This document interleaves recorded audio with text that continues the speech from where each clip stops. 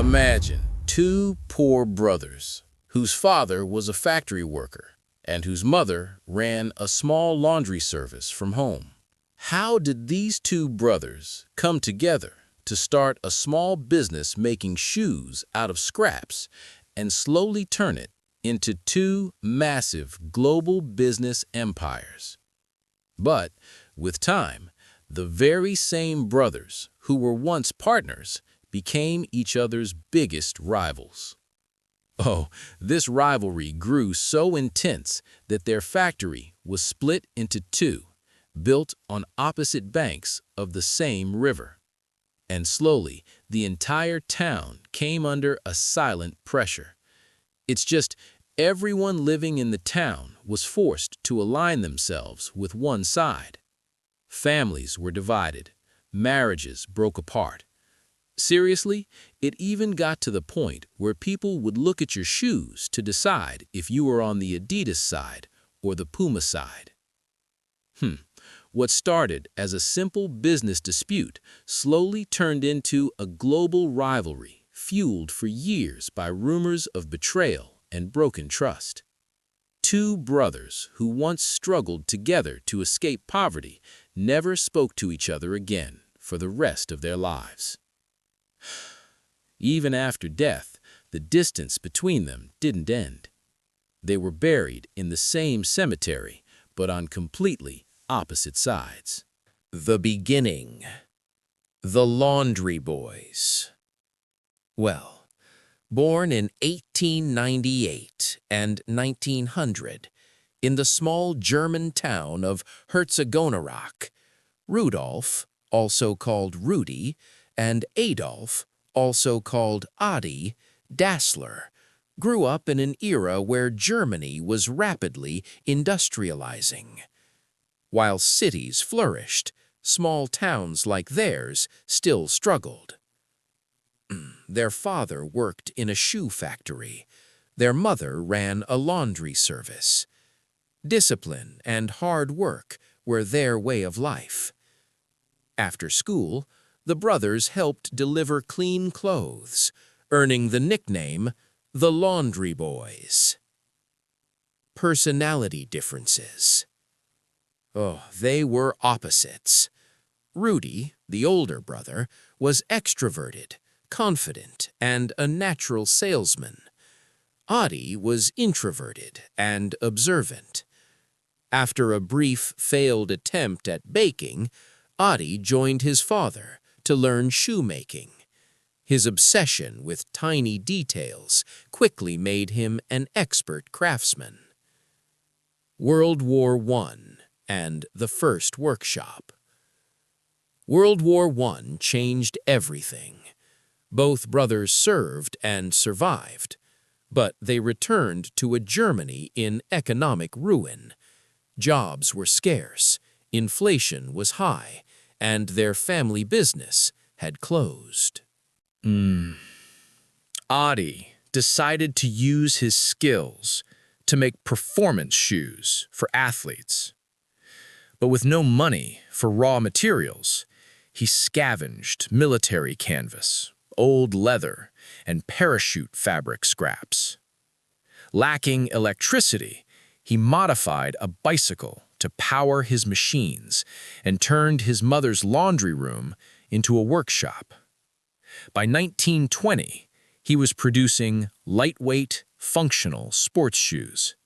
Local athletes loved them, and soon, Adi's shoes were the top choice in town. The partnership formed, 1924. Adi had the skill, but he lacked business sense. That's when Rudy stepped in. On July 1st, 1924, they opened the Gebrüder Dassler Schuhfabrik, the Dassler brothers' shoe factory. The roles were clear. Adi handled product development. Rudy handled sales. While other companies made general footwear, the Dasslers focused solely on sports performance, a massive competitive advantage.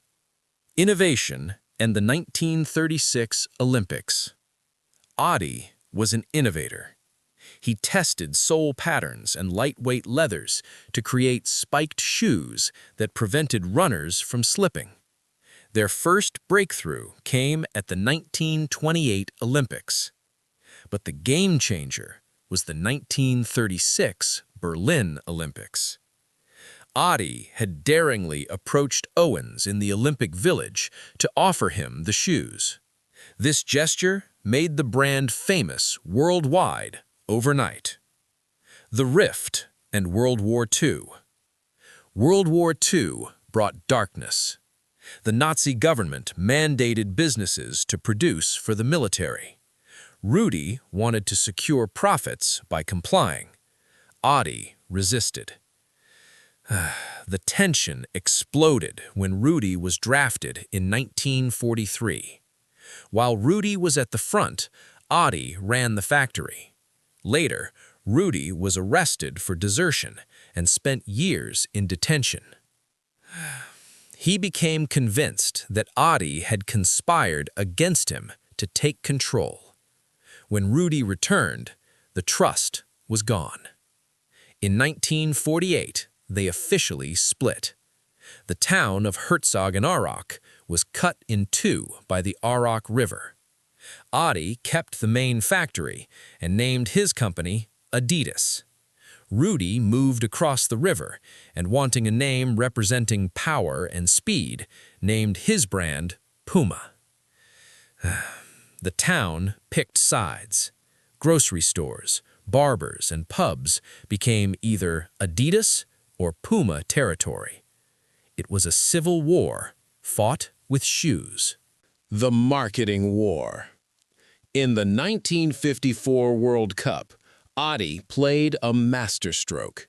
Germany was the underdog against Hungary. Adi designed boots with revolutionary screw-in studs. In the rainy final, the Hungarians slipped, but the Germans kept their grip and won. Wow! Adidas became a national sensation.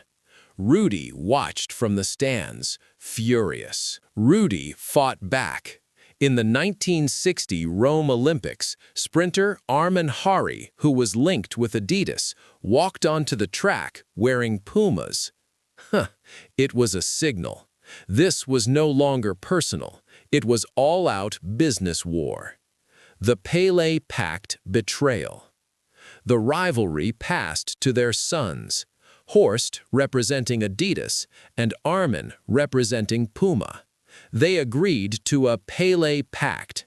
Neither would sign the Brazilian superstar Pele because the bidding war would be too expensive.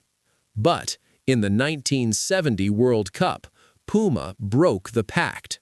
Wait, before a match, Pele asked the referee to stop so he could tie his laces. The world's cameras zoomed in on his Puma boots. Seriously? Puma had secretly paid Pele a fortune.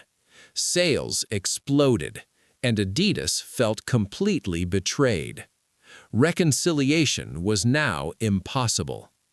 The end of the brothers. Rudolf died in 1974. Adolf died in 1978. Neither visited the other on their deathbed. They were buried in the same cemetery, but as far apart as possible. The modern era and reunion. By the 1990s, the family era ended. Both companies were sold to investors to survive against new giants like Nike.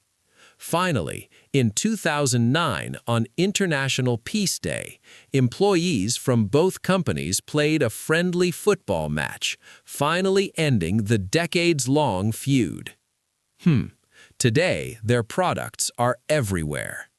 Two brothers who lived to defeat each other ended up creating the two biggest legacy brands in sports history.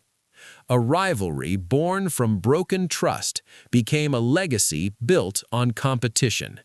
And in the end, the world became the real winner.